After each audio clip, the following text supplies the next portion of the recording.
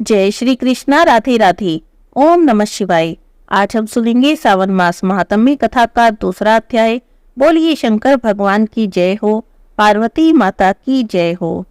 एक समय देवी पार्वती ने भगवान शंकर से पूछा, हे महेश्वर, यदि प्रभास क्षेत्र सब तीर्थों में श्रेष्ठ है तो अन्य बहुत से तीर्थों के विस्तार से क्या लेना है। प्रभास क्षेत्र का ही महात्म्य मुझे विस्तार से बताइए। प्रभास क्षेत्र कौन है, उसकी सीमा क्या है, उस क्षेत्र का सार तत्व क्या है और प्रभास क्षेत्र आपको इतना प्रिय क्यों है, ये सभी बातें मुझे विस्तार से बताइए। तब भगवान शिव ने कहा, हे देवी सुनो, सभी क्षेत्रों में प्रभास क्षेत्र मुझे अत्यधिक प्रिय है। प्रभास क्षेत्र में उत्तम सिद्धि और परम गति की प्राप्ति होती है। उसके पूर्व भाग में अंधकार का नाश करने वाले स्वामी सूर्य नारायण जी हैं और पश्चिम भाग में माधव जी का स्थान है। दक्षिण में समुद्र और उत्तर में भवानी है। इस प्रकार की सीमा से युक्त वह क्षेत्र 12 योजन का है। इसी का नाम प्रभास क्षेत्र है, जो सभी पातकों का नाश करने वाला है। उसके मध्य में 5 योजन विस्तृत पीठिका है, जो नयंकुमती से पश्चिम, वज्रिणी से पूर्व, महेश्वरी से दक्षिण और समुद्र से उत्तर में स्थित है। उसकी लंबाई और चौड़ाई मिलाकर 5 योजन का विस्तार है।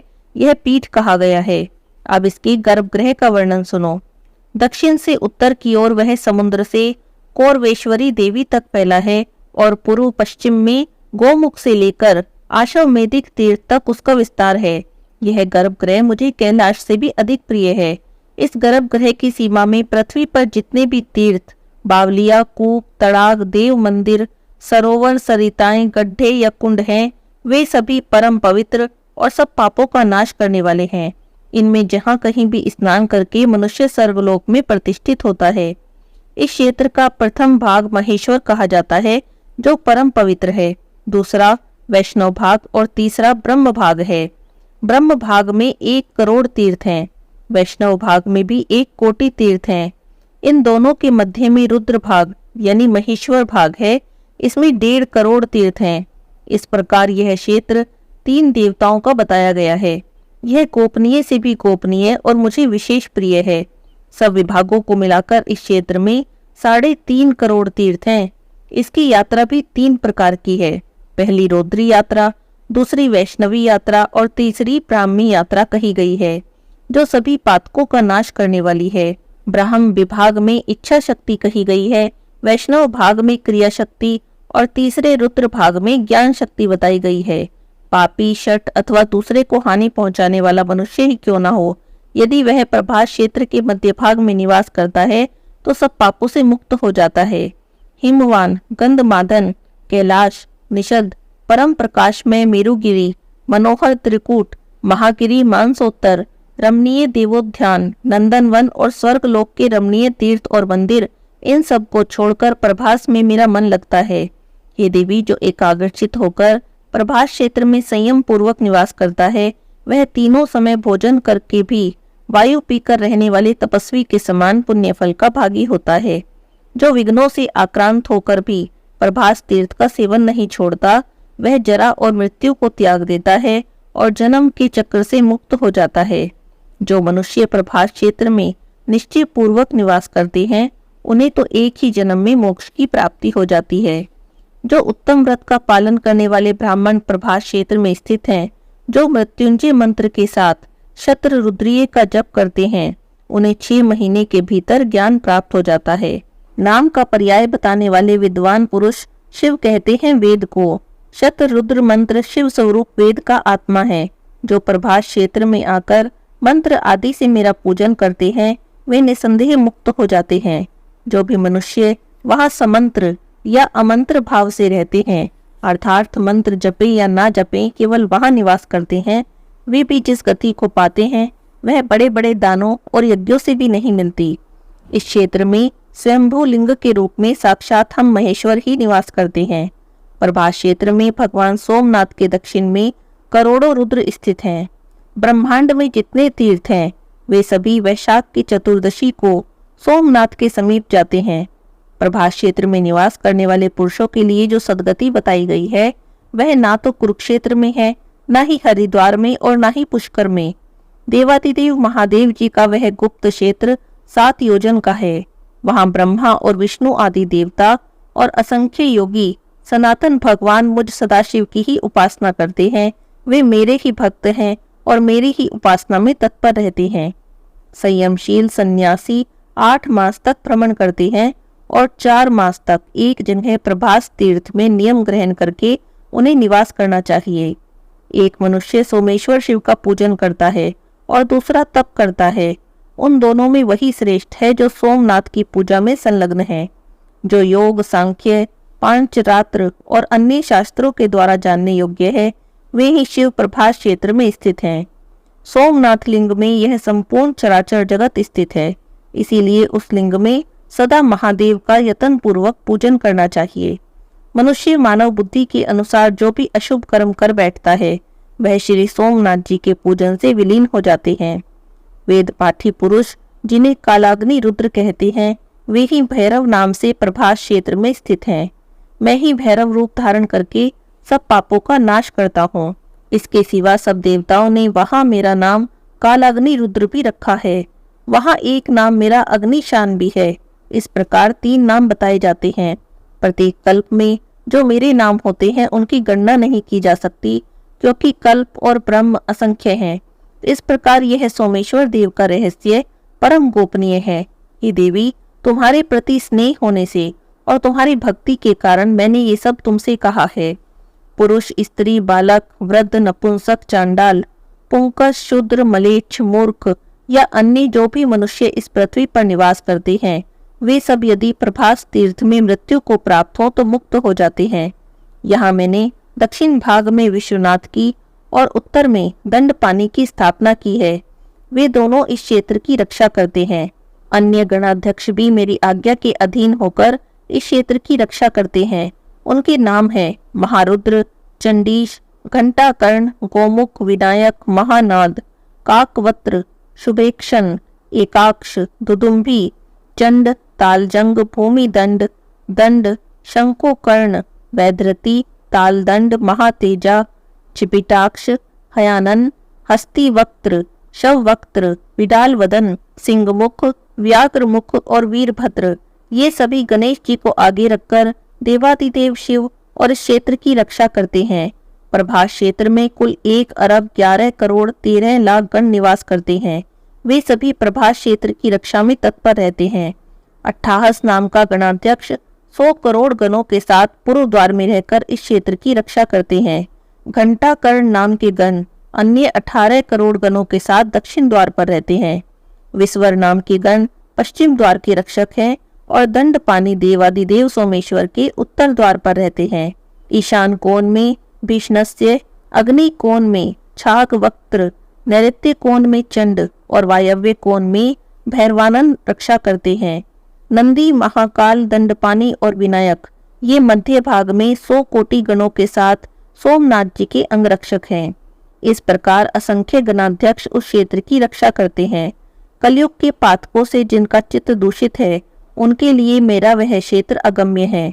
मेरे लोक में जो पातालवासी सिद्ध हैं, वे काल भैरव सोमनाथ जी की प्रदक्षिणा करते हैं। पृथ्वी में जो पुण्य तीर्थ, मंदिर और देवता हैं, वे सभी सोमेश्वर देव की परिक्रमा करते हैं। शाकुनी, भारभूति, आषाढ़ी, दंड, पुष्कर, नैमिष, अमरेश्वर, भैरव, मध्यम, काल, केदार, कनवीरक, अट्ठाहस, महेंद्र, श्रीशैल और गया आदि सभी तीर्थ भगवान सोमनाथ की प्रदक्षिणा और उनके लिंग की स्तुति करते हैं। जहाँ प्राची सरस्वती है, वहाँ 10 सहस्त्र अरब तथा 3 करोड़ ऋषि निवास करते हैं। जो मनुष्य यहाँ अपने पाप नाश के लिए स्नान करते हैं, उन्हें 10 गोदान का पुण्य प्राप्त होता है। वहाँ पर शूल भेद आदि लिंग पूजन करने के योग्य हैं। महापापाचारी मनुष्य भी प्राची सरस्वती में प्राण त्याग करके साक्षात शिव को प्राप्त होता है। हे देवी, वहाँ दही और कंबल का दान करना चाहिए। यह दान सब पापों का नाश करने वाला है और सार से भी सार पुण्य है। ब्रह्म स्थान में एक ब्राह्मण को भोजन कराने से कोटि गुना फल मिलता है। यह जानकर मैं वहाँ प्रसन्नता पूर्वक स्थित रहता हूँ। कलयुग में वहाँ सभी तीर्थ अदृश्य होकर रहते हैं। मनोहर प्रभास क्षेत्र में जहाँ सोमनाथ जी स्थित हैं, वहाँ मेरे 2 गण उद्भ्रम और संभ्रम रहते हैं। वे वहां रहने वाले दुष्ट लोगों के मन में भ्रम और विभ्रम उत्पन्न कर देते हैं। इस प्रकार वे दुष्ट चित्त वाले प्राणियों से उस क्षेत्र की रक्षा करते हैं। जो श्रेष्ठ मानव इस तीर्थ में भक्ति पूर्वक भगवान दंडपानी का दर्शन करते हैं, उन्हें किसी प्रकार का विघ्न प्राप्त नहीं होता। जो ब्राह्मण, क्षत्रिय, वैश्य, शूद्र या वर्ण शंकर इच्छा या अनिच्छा से उस क्षेत्र के भीतर मृत्यु को प्राप्त होते हैं, वे सभी मेरा सारूप्य प्राप्त करके मेरे दिव्य धाम में चले जाते हैं। मेरु, 7 द्वीपों, 7 समुद्रों के गुणों का वर्णन किया जा सकता है, परंतु आदिदेव सोमेश्वर शिव के गुणों का वर्णन तो 100 कोटि वर्षों में भी नहीं किया जा सकता। महादेव जी आगे क्या कहते हैं, हम अगले अध्याय में सुनेंगे। आज के अध्याय की कथा यहीं पर समाप्त होती है। अब सुनते हैं भगवान शिव की एक दिव्य कथा। बोलिए शंकर भगवान की जय हो। एक समय सनत कुमार जी ने नंदीश्वर महाराज से पूछा, हे प्रभु, आप महादेव जी के अंश से उत्पन्न होकर पीछे शिव जी को कैसे प्राप्त हुए थे? वह सारा वृतांत मैं सुनना चाहता हूँ, आप उसका वर्णन करें। तब नंदीश्वर महाराज बोले, हे सर्वज्ञ सनत कुमार जी, मैं जिस प्रकार महादेव जी के अंश से जन्म लेकर भगवान शिव को प्राप्त हुआ, उस प्रसंग का विस्तार से वर्णन करता हूँ, तुम सावधानी से सुनो। शिलाद नाम के एक धर्मात्मा मुनि थे। पितरों के आदेश से उन्होंने अयोनिज सुव्रत मृत्युहीन पुत्र की प्राप्ति के लिए कठोर तपस्या की और देवेश्वर इंद्र को प्रसन्न किया और उनसे वरदान मांगना चाहा, परंतु देवराज इंद्र ने ऐसा पुत्र प्रदान करने में अपने आप को असमर्थ बता दिया और सर्वेश्वर महाशक्ति संपन्न महादेव जी की आराधना करने का उपदेश दिया। तब शिलाद मुनि ने भगवान महादेव को प्रसन्न करने के लिए तपस्या करनी प्रारंभ कर दी। उनकी तपस्या से प्रसन्न होकर महादेव जी वहां पधारे और महासमाधि मग्न शिलाद मुनि को थपथपाकर जगाया। तब शिलाद मुनि ने भगवान शिव की बहुत स्तुति की और भगवान शिव के उन्हें वर देने को प्रस्तुत होने पर उनसे कहा, हे प्रभु, मैं आपके ही समान मृत्युहीन अयोनिज पुत्र चाहता हूँ। तब भगवान शिव प्रसन्न होकर मुनि से बोले, हे तपोधन, पूर्व काल में ब्रह्मा जी ने, मुनियों ने, बड़े बड़े देवताओं ने मेरे अवतार धारण करने के लिए तपस्या द्वारा मेरी आराधना की थी। इसीलिए मुने, यद्यपि मैं सारे जगत का पिता हूँ, फिर भी तुम मेरे पिता बनोगे और मैं तुम्हारा अयोनिज पुत्र होऊंगा। मेरा नाम नंदी होगा। नंदीश्वर महाराज कहते हैं, हे मुने, ऐसा कहकर कृपालु शंकर जी ने अपने चरणों में प्रणिपात करके सामने खड़े हुए शिलाद मुनि की ओर कृपा दृष्टि से देखा और उन्हें ऐसा आदेश दिया और वे तुरंत ही उमा सहित वहां से अंतर्ध्यान हो गए। महादेव जी के चले जाने के बाद महामुनि शिलाद अपने आश्रम पर गए और ऋषियों से सारा वृतांत सुनाया। कुछ समय बीत जाने के बाद जब यज्ञ वेदाओं में श्रेष्ठ मेरे पिताजी यज्ञ करने के लिए यज्ञ क्षेत्र को जोत रहे थे, उसी समय मैं शंभु जी की आज्ञा से यज्ञ के पूर्व ही उनके शरीर से उत्पन्न हो गया। उस समय मेरे शरीर की प्रभा युगांतकालीन अग्नि के समान थी। तब सारी दिशाओं में प्रसन्नता छा गई और शिलाद मुनि को भी बड़ी प्रसन्नता हुई। उधर शिलाद मुनि ने जब मुझ बालक को प्रलयकालीन सूर्य और अग्नि के सदृश प्रभावशाली, त्रिनेत्र, चतुर्भुज, प्रकाशमान, जटा मुकुटधारी, त्रिशूल आदि आयुधों से युक्त सर्वार्थ रुद्र रूप में देखा, तब वे महान आनंद में निमग्न हो गए और मुझे नमस्कार करते हुए कहने लगे, हे सुरेश्वर, जो कि तुमने नंदी नाम से प्रकट होकर मुझे आनंदित किया है, इसीलिए मैं तुम्हें प्रणाम करता हूँ। नंदीश्वर महाराज कहते हैं, हे मुने, उसके बाद जैसे निर्धन को निधि प्राप्त हो जाने से प्रसन्नता होती है, उसी प्रकार मेरी प्राप्ति से हर्षित होकर पिताजी ने महेश्वर की भली भांति वंदना की और मुझे लेकर वे अपनी पर्णशाला की ओर चले। हे महामुनि, जब मैं शिलाद मुनि की कुटिया में पहुंच गया, तब मैंने उस रूप का परित्याग करके मनुष्य रूप धारण कर लिया। उसके बाद मेरे पिता शिलाद ने मेरे जातक्रम आदि सभी संस्कार संपन्न किए। फिर 5वें वर्ष में पिताजी ने मुझे संपूर्ण वेदों का और अन्य शास्त्रों का अध्ययन कराया। 7वां वर्ष पूरा होने पर शिव जी की आज्ञा से मित्र और वरुण नाम के मुनि मुझे देखने के लिए पिताजी के आश्रम पर पधारे। शिलाद मुनि ने उनकी आवभगत की। जब वे दोनों महात्मा मुनीश्वर आनंद पूर्वक आसन पर विराजमान हो गए, तब मेरी ओर निहार कर बोले, हे तात शिलाद, यद्यपि तुम्हारा पुत्र नंदी संपूर्ण शास्त्रों के अर्थों का पारगामी विद्वान है, तथापि इसकी आयु बहुत थोड़ी है। हमने बहुत तरह से विचार करके देखा, परंतु इसकी आयु 1 वर्ष से अधिक दिखाई नहीं पड़ती।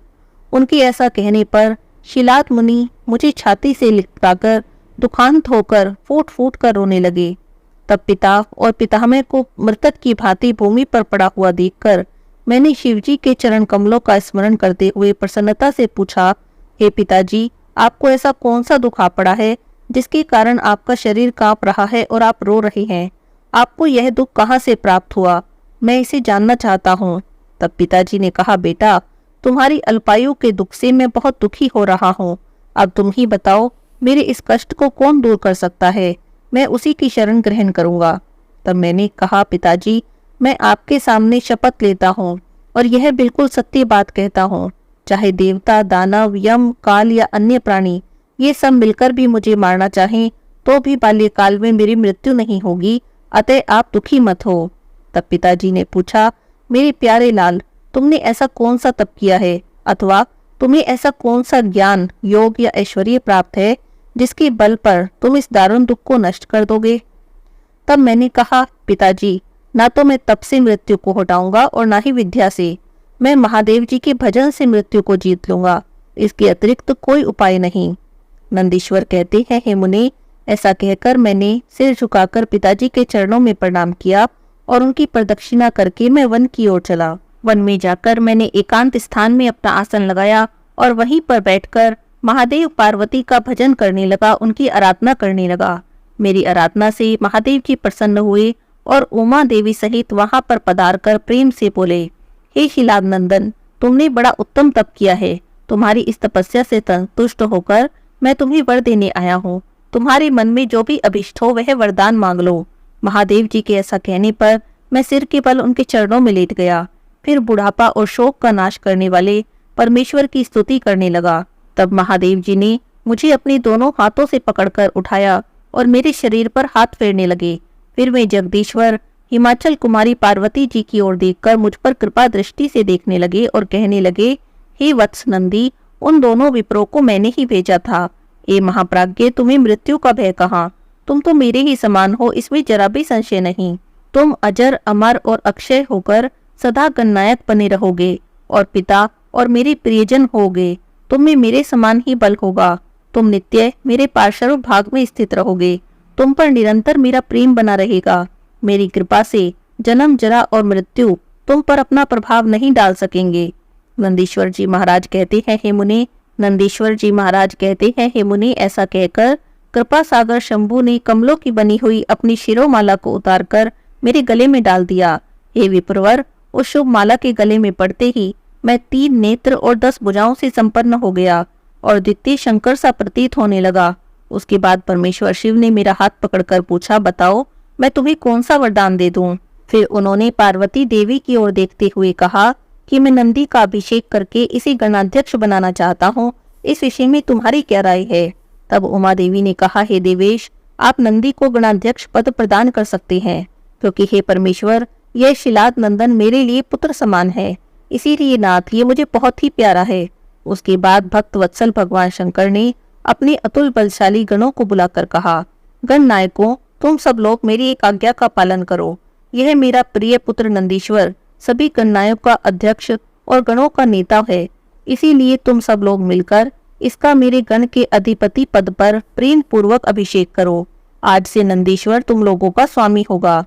नंदीश्वर जी महाराज कहते हैं, हे मुनि, शंकर जी के इस कथन पर सभी गणनायकों ने एवं वस्तु कहकर उसे स्वीकार कर लिया और वे सभी सामग्री एकत्रित करने लगे।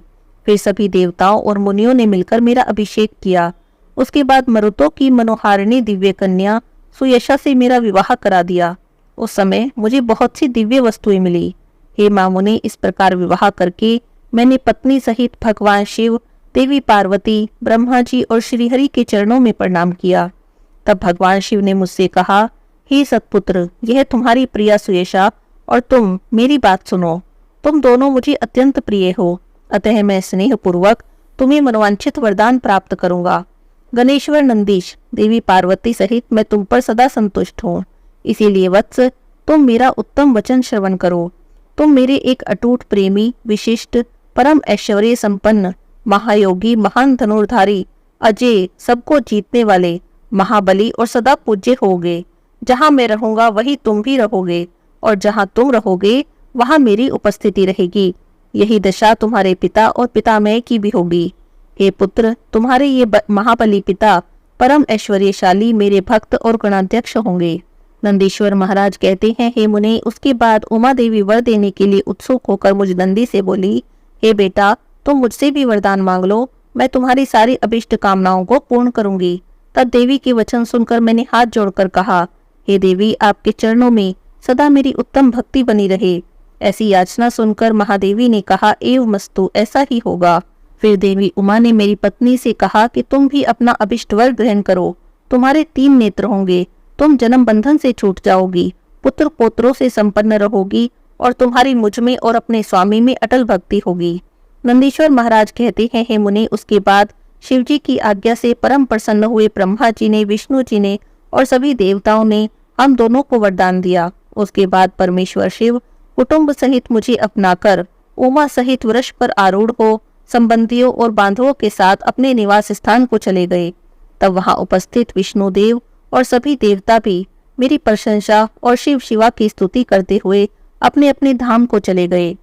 हे देव, मैंने तुमसे अपने अवतार का वर्णन किया। हे महामुने, यह कथा मनुष्यों के लिए सदा आनंददायक और शिव भक्ति का वर्धक है।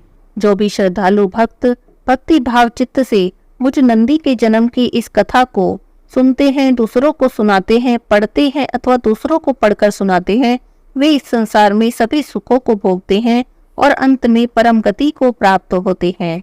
बोलिए शंकर भगवान की जय हो, पार्वती माता की जय हो, नंदीश्वर भगवान की जय हो।